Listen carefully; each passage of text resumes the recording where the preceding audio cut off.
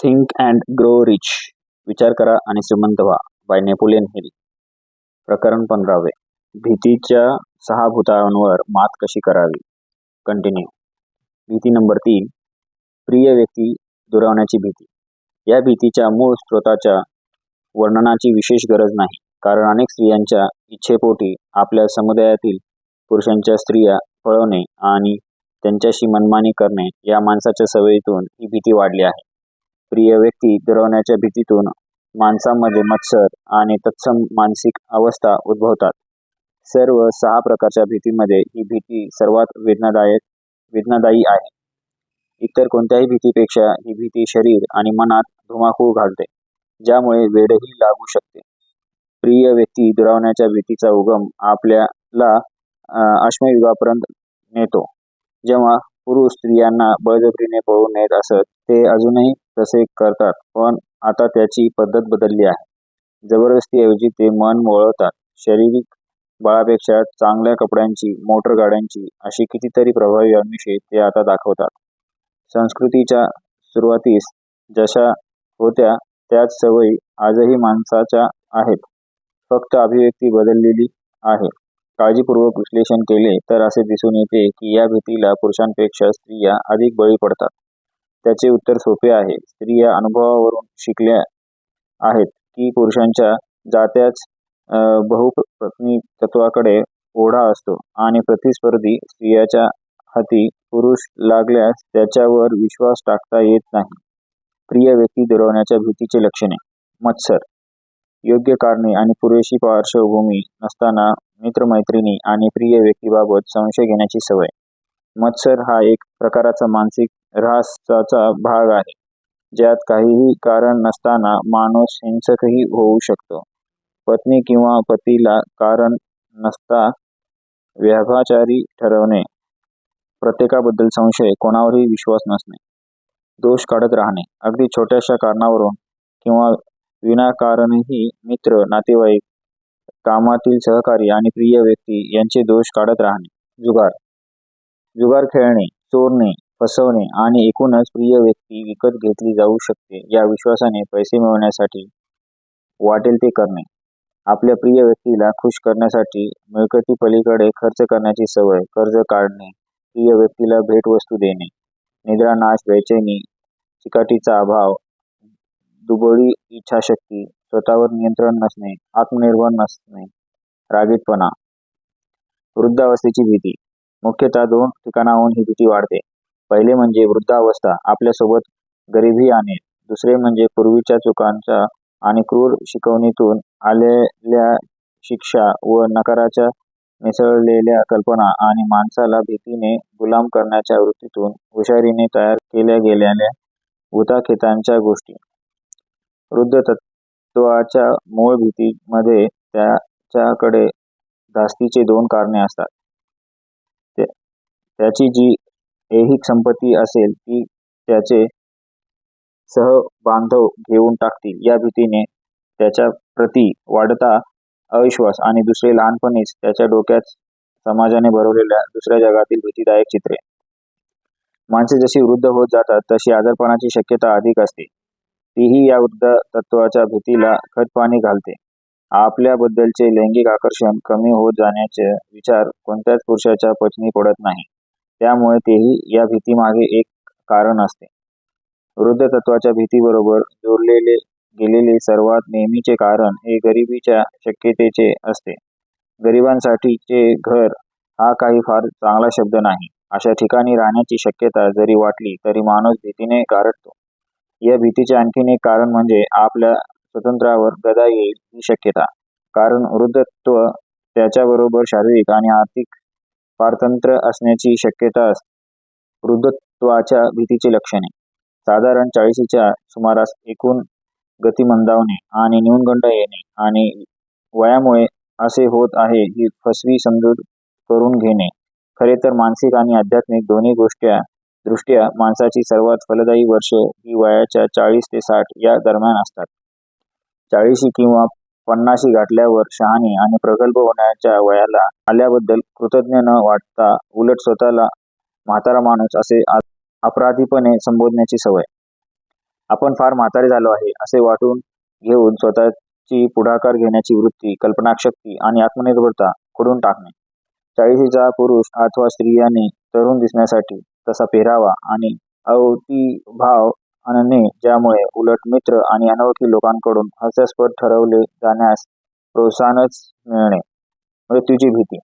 काही जणांसाठी सर्व प्रकारच्या भीतीमधील ही सर्वात क्रूर भीती असते, कारण उघड आहे. मृत्यूच्या विचारांमुळे भीतीने होणारा थरकाप हा बहुतांशी धार्मिक कट्टरपणातून येतो, असे थेटपणे म्हणता येईल. तथाकथित असंस्कृत लोक सुसंस्कृत म्हणल्या जाणाऱ्या माणसाच्या तुलनेत मृत्यूला कमी घाबरतात. शेकडो लाखो वर्षे माणूस कोठून आणि कोठे हा प्रश्न विचारत आहे, ज्याचे उत्तर अजूनही मिळालेले नाही. मी कोठून आलो आणि मी कोठे चाललो आहे? पूर्वीच्या अंधाऱ्या कालखंडात लबाड आणि हिकमती लोकांनी या प्रश्नांचे उत्तर लगेच दिले, अर्थात त्याची किंमत वसूल करून. आता बघा मृत्यूच्या भयाचा प्रमुख स्रोत. माझ्या छत्राखाली या माझा धर्म स्वीकारा, माझी विशिष्ट आचारप्रणाली पळवा, की मग मी तुम्हाला असे तिकीट देईन ज्यामुळे तुम्हाला मृत्यूनंतर सरळ स्वर्ग प्राप्ती होईल. स्वसंप्रदायाचा अभिमानी सांगतो. तोच पुढे म्हणतो, माझ्या छत्रापासून दूर राहून बघाच, तुम्हाला सैतान घेऊन जाऊन अनंत काळ जाळत राहील. अनंत काळ हा फार मोठा काळ आहे. जाळ ही भयंकर गोष्ट आहे. अनंत काळ जाळण्याच्या शिक्षेचा विचार त्याला केवळ भयभीतच करत नाही, तर त्याची सारासार बुद्धीही नष्ट करतो. आयुष्यातील रस संपून जातो आणि आनंद अशक्य होऊन बसतो. माझ्या संशोधनादरम्यान मी अ कॅटलॉग ऑफ गॉड्स, देवांची यादी, हे पुस्तक वाचले, ज्यात माणूस पूजत असलेले 30,000 देव होते. विचार करा, माशापासून ते माणसापर्यंत सर्वांचे प्रतिनिधी स्वरूप असणारे मृत्यूच्या कल्पनेने माणसाला भीती वाटली नाही तर नवलच. धर्मप्रमुख स्वर्गात सुरक्षित प्रवेश मिळवून देऊ शकत नाही आणि तसा प्रवेश न मिळाल्याने कोणाला नकारताही टाकू शकत नाही. तरीही नंतरची शक्यता इतकी भयंकर वाटते की केवळ तो विचार कल्पनेत त्याचे अगदी वास्तववादी चित्र उभं करतो आणि सारासार बुद्धी लुळीपांगळी होते.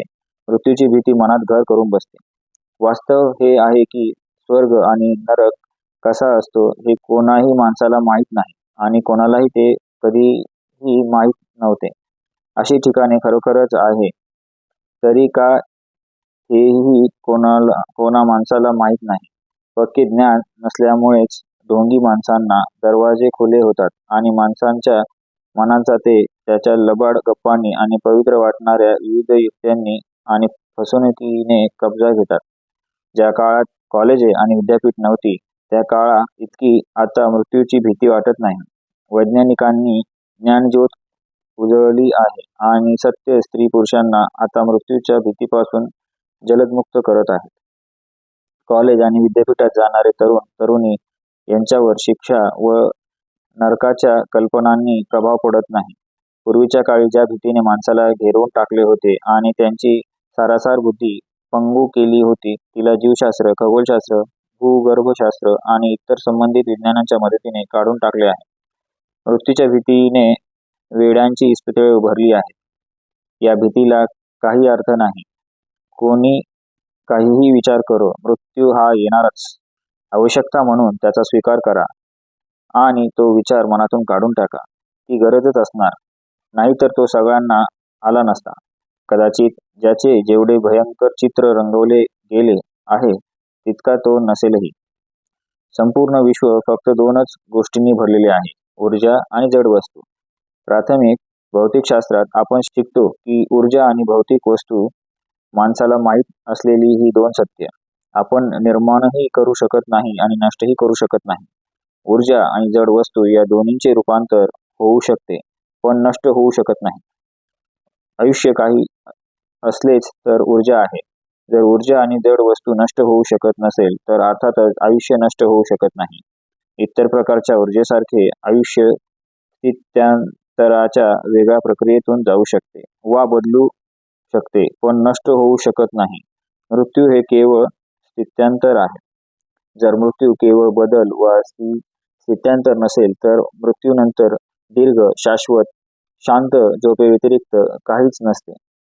त्यामुळे तुम्ही मनातून मृत्यूची भीती कायमची पूर्णपणे काढून टाका. मृत्यूच्या भीतीची लक्षणे: सहसा ध्येय नसलेल्यामुळे किंवा योग्य व्यवधान नसल्यामुळे आयुष्याचा पुरेपूर उपयोग करण्याऐवजी मरणाच्या विचारांची सवय. बहुधा वृद्धांमध्ये असते, पण कधी कधी तरुणही याचे बळी असतात. मृत्यूच्या भीतीवरचा सर्वात चांगला उपाय म्हणजे काही करण्याची धगधगती इच्छा, ज्याला इतरांसाठीच्या सेवेची जोड आहे. कामात व्यग्र असलेल्या माणसाला मृत्यूचा विचार करायला क्वचित वेळ मिळतो. त्याला आयुष्य इतके थरारक वाटत असते की त्याला मृत्यूची चिंता वाटत नाही. कधी कधी मृत्यूची भीती ही गरिबांच्या भीतीशी जोडलेली असते. जिथे एखाद्याचा मृत्यू त्याच्या प्रियजनांना गरिबीत लोटू शकतो, इतर वेळी मृत्यूची भीती आजारपणामुळे आणि अनुवांशिक शारीरिक दुर्बलतेमुळे येते. मृत्यूच्या भीतीची सर्वसाधारण कारणे आहेत: आजारपण, गरिबी, योग्य व्यवधान नसणे, प्रेमात नैराश्य, वेड, धार्मिक कट्टरता. चिंता ही जुनी आहे. चिंता ही भीतीवर आधारलेली एक मानसिक अवस्था आहे. तिचे काम ती धीमेपणे पण सातत्याने करते. ती दबक्या पावलांची असते आणि कवेबाजही. एखाद्याचा कारण भाव दुबळा होईपर्यंत, आत्मविश्वास आणि पुढाकार घेण्याची वृत्ती नष्ट होईपर्यंत ती थोडे थोडे खणत आत शिरलेली असते. चिंता ही निर्णय न घेण्यामुळे आलेली सततची भीती आहे. म्हणून ती अशी मानसिक अवस्था आहे जी नियंत्रणात ठेवता येते. अस्थिर मन असहाय्य असते. निर्णय न घेण्यातून मन अस्थिर राहते. अनेक लोकांना धंदा अगदी सर्वसामान्य परिस्थितीत असतानाही ताबडतोब निर्णयप्रत येऊन त्या निर्णयाची पाठराखण करण्याइतकी इच्छाशक्ती नसते. आर्थिक अस्थिरतेच्या काळात जैसे की जगाने अनुभवलेली मंदी, तो माणूस दुबळा होऊन जातो. ते केवळ त्याच्या निर्णय घेताना येणारा धीमेपणा या अंगभूत स्वभावामुळे नाही, तर त्याच्यावर ज्यांनी सामुदायिक न निर्णयाची स्थिती निर्माण केली आहे, अशा निर्णय न घेणाऱ्या आसपासच्या इतरांचाही प्रभाव पडतो. मंदीच्या काळात संपूर्ण जगभर वातावरण भीती आणि चिंतेने भरलं होतं. ते दोन मानसिक रोगांचे जंतू होते जे 1929च्या वॉल स्ट्रीटवरील उन्मादाने पसरायला सुरुवात झाली. या जंतूसाठी एकच प्रतिजैविक औषध आहे आणि ते म्हणजे ताबडतोब आणि ठाम निर्णय. शिवाय प्रत्येकाने घ्यावा असा तो एक उतारा आहे. एक विशिष्ट कृती करण्यासाठी एकदा निर्णय घेतला की मग आपण परिस्थितीची चिंता करत नाही. 2 तासांनी विजेच्या धक्क्याने ज्याला मृत्यूची शिक्षा दिली गेली होती, अशा माणसाची मी एकदा मुलाखत घेतली. मृत्यूदंडाची शिक्षा झालेल्या त्या कोठडीतील 8 माणसांपैकी तो सर्वात शांत होता. त्याच्या शांतपणानेच मला त्याला विचारायला उद्युक्त केले की तो थोड्याच काळात अनंताच्या प्रवासाला जाणार आहे. याबद्दल त्याला काय वाटतं? आत्मविश्वासपूर्वक स्मितहास्य करत तो म्हणाला, "चांगलं वाटतं. विचार कर मित्रा, माझ्या अडचणी लवकरच संपतील. आयुष्यभर अडचणीशिवाय माझ्याकडे काहीच नव्हतं. अन्न आणि वस्त्र मिळवण्यासाठी केवळ कष्ट आणि कष्टच होते. लवकरच मला या गोष्टीची गरज लागणार नाही. मला जेव्हा निश्चित कळले की मी मरणार आहे, तेव्हापासून मला छान वाटत आहे. मी तेव्हाच निश्चय केला की आपले नशीब चांगल्या पद्धतीने स्वीकारायचे." हे बोलत असताना 3 जणांना पुरेल इतके अन्न त्याने वाढून घेतले आणि पुढे काहीच संकट नसल्यासारखे प्रत्येक घास तो चवीने खाऊ लागला. निर्णय घेतल्याने त्याने नशिबापुढे शरणागती पत्करली. एखाद्याला नको असलेल्या परिस्थितीचा स्वीकारही निर्णयाने थांबवला जाऊ शकतो. मूळ 6 प्रकारच्या भीती न निर्णयाद्वारे चिंतेचे रूप धारण करू शकतात. न टाळता येण्याजोगा म्हणून मृत्यूचा स्वीकार करून मृत्यूच्या भीतीतून स्वतःला कायमचे मुक्त करा. चिंतेशिवाय तुम्हाला जो काही पैसा मिळवता येईल त्यासकट जगायचे या निर्णयाप्रत येऊन गरिबीच्या भीतीला दूर पळवा.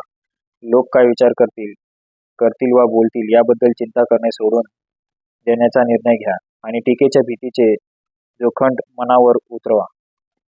वृद्धत्व ही असहाय्यता म्हणून न बघता शहाणपण, स्वतःवर नियंत्रण आणि तरुणांना माहीत नसलेले अकालन देणारा आशीर्वाद म्हणून त्याकडे बघा आणि वृद्धत्वाची भीती घालून टाका. आजाराच्या भीतीची लक्षणे विसरण्याचा निर्णय घ्या आणि त्या भीतीला पळवून लावा. जर तशीच गरज पडली तर प्रेमाशिवाय जगण्याचा निश्चय करा आणि दुराव्याची भीती लांब ठेवा. एक सरसकट निश्चय करा की आयुष्य जे देऊ इच्छितो ते चिंता करण्याच्या मोलाचे नसते आणि चिंतेची सवय काढून टाका. या निर्णयाने तुम्हाला समतोल साधेल, शांतता आणि विचारांची स्थिरता येईल आणि परिणामी आनंद वाट्याला येईल. ज्या माणसाचे मन भीतीने भरलेले आहे तो केवळ स्वतःच्याच योग्य कृतीच्या संधी घालवत नाही, तर तो हे विचार त्याच्या संपर्कात येणाऱ्यांपर्यंत ही विध्वंसक कंपने पोहोचवत असतो आणि त्यांच्या संधीही नष्ट करत असतो. अगदी घोडा किंवा कुत्र्यालाही ठाऊक असते की त्यांच्या धन्याचे धैर्य केव्हा नाहीसे होते. शिवाय घोडा किंवा कुत्रा ती कंपने उचलतात आणि त्याप्रमाणेच वागतात. पशूंच्या राज्यातील कमी बुद्धी असलेल्या पशूतही अशी भीतीची कंपने उचलली जातात असे दिसते. माणसाच्या मनातील भीती मधमाशाला लगेच जाणवते. त्यांची कारणे अजूनही ज्ञात नाहीत. ज्या माणसाच्या मनात भीती नाही त्याच्यापेक्षा ज्या माणसाचे मन भीतींची कंपने प्रसारित करत आहेत त्यालाच ती चावते. ज्या वेगाने आणि निश्चितपणे रेडिओ स्टेशनवरून माणसाचा आवाज कंपने स्वीकारणाऱ्या स्टेशनकडे प्रक्षेपित होतात त्याच वेगाने आणि निश्चितपणे भीतीची कंपने स्वमाध्यमातून प्रसारित होतात. इतर कोणत्याही माध्यमाशिवाय एकाच्या मनातील विचार दुसऱ्यापर्यंत पोहोचतात हे सत्य आहे. एका मनातून ते आपणहून दुसऱ्या मनात पोहोचतात. हे ज्याचे विचार पोहोचतात त्याला वा त्याच्याकडे विचार पोहोचतात त्याला जाणवत असतील किंवा नसतील. जो माणूस नकारात्मक वा विध्वंसक विचारांना शब्दात व्यक्त करतो त्याला निश्चितपणे त्या शब्दाच्या परिणामांचा अनुभव कोणत्या ना कोणत्या विध्वंसक रूपात मिळतो. शब्दाच्या साहाय्याविना सुद्धा नुसते विध्वंसक विचार अनेक मार्गांनी आपला प्रसाद देतो. सर्वप्रथम लक्षात ठेवण्याची अत्यंत महत्त्वाची बाब म्हणजे जो माणूस विध्वंसक स्वरूपाचे विचार प्रक्षेपित करतो त्याची सृजनशील कल्पनाशक्ती नाहीशी होतच होते. दुसरे म्हणजे एखाद्याच्या मनातील विध्वंसक विचारांचे अस्तित्व नकारात्मक व्यक्तिमत्व तयार करते आणि लोकांच्या मनात तिरस्कार निर्माण होऊन त्याचे रूपांतर ते शत्रू बनवण्यात होते. मनातील विध्वंसक विचारांनी तिसरे नुकसान हे होते की हे विचार दुसऱ्यांनाही हानिकारक तर होतातच, पण ते प्रक्षेपित केले जाण्याच्या सुप्त मनात खोलवर राहतात आणि त्याचा स्वभावाचा भाग होतो. जेव्हा एखादा विचार प्रक्षेपित होतो तेव्हा तो इतरच्या माध्यमातून सर्व दिशांना पसरतो आणि प्रक्षेपित करणाऱ्यांच्या सुप्त मनात कायमचा रुजतो. आयुष्यात तुमचे काम यश मिळवणे आहे ही धारणा असावी. यशस्वी होण्यासाठी तुम्हाला मनशांती हवी, जीवनात ऐहिक गरजा भागवता आल्या पाहिजेत आणि सर्वात महत्त्वाचे आनंद मिळाला पाहिजे. हे सर्व यशाचे पुरावे आहेत आणि ते सुरू होतात विचारांच्या रूपात. तुम्ही स्वतःचे मन ताळ्यावर ठेवा. हवे ते विचार मनाला देण्याची तुमच्याकडे शक्ती आहे. या वरदानाबरोबरच त्याचा सकारात्मक वापर करण्याचीही जबाबदारी येते. जसे तुमच्या विचारांना काबूत ठेवणे तुमच्या हातात आहे, तसेच तुमच्या नशिबाचे तुम्ही मालक आहात. तुम्ही स्वतःच्या परिस्थितीवर इच्छित परिणाम घडवू शकता, तिला दिशा देऊ शकता आणि शेवटी त्यावर नियंत्रण मिळवू शकता. किंवा मनाजोगते आयुष्य घडवू शकण्याच्या मिळालेल्या वरदानाकडे दुर्लक्ष करून परिस्थितीच्या विशाल समुद्रात स्वतःला लोटून लाटांवरील एखाद्या खोल पटाप्रमाणे हेलकावे खात राहू शकतात. सैतानाची कार्यशाळा. 7वा शत्रू. मूळ 6 भीतीच्या प्रकारात आणखीनही आहे ज्यामुळे लोक दुःखी होतात. त्याची जमीन अगदी सुपीक असते ज्यात अपयशाची बीजे जोमाने फोफावतात. तो शत्रू इतका धूसर असतो की त्याचे अस्तित्व कळतही नाही. या दुःखाला भीतीही म्हणता येत नाही. सर्व 6 प्रकारच्या भीतीपेक्षा ते अधिक खोलवर असते आणि अधिक नाशकारी असते. त्याला सध्या आपण म्हणूया नकारात्मक प्रभावांना सहजपणे बळी पडणे. जे लोक प्रचंड संपत्ती मिळवतात ते या यशापासून शत्रूपासून स्वतःचे रक्षण करतात. जे गरीब असतात ते कधीच करत नाहीत. जे कोणत्याही क्षेत्रात यशस्वी होतात त्यांनी या शत्रूला प्रतिबंध केला पाहिजे. जर संपत्ती मिळवण्यासाठी तुम्ही हे तत्वज्ञान वाचत असाल तर तुम्ही नकारात्मक विचारांना सहज बळी पडणाऱ्यातले आहात का याचा नीट अभ्यास करा. जर या आत्मविश्लेषणाकडे तुम्ही दुर्लक्ष केले तर तुमच्या इच्छेचे उद्दिष्ट सफल होण्याचा तुमचा हक्क तुम्ही गमवाल. हे विश्लेषण सखोल करा आणि आत्मविश्लेषणासाठी तयार केलेले प्रश्न वाचल्यावर स्वतःची कडक परीक्षा करा. एखादा गनिम हल्ल्यासाठी दबा धरून बसल्याचे माहीत असल्यास त्याचा ज्या काळजीने शोध घ्याल तसाच या अभ्यासात स्वतःच्या दोषांचा शोध घ्या आणि एखाद्या दिसणाऱ्या गनिमाशी वागाल असतात तसेच त्या दोषांना वागवा.